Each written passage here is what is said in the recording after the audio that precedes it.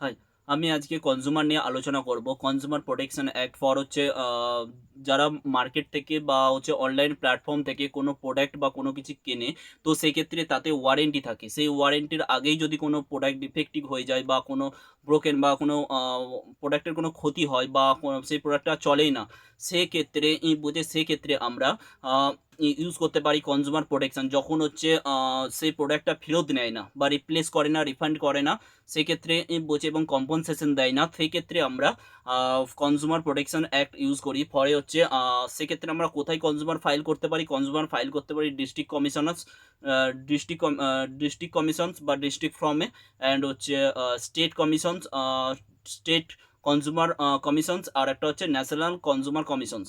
এক্ষেত্রে বলছে ন্যাশনাল কমিশনে এক্ষেত্রে এই ৩ টেতে আমরা ধাপে কিন্তু সবচেয়ে ভ্যালু অনুযায়ী এপ্লাই করতে হয়। যদি ফাইল করতে হয় ভ্যালু অনুযায়ী তাহলে ডিস্ট্রিক্ট কমিশনে আমাদের ফাইল করতে হবে।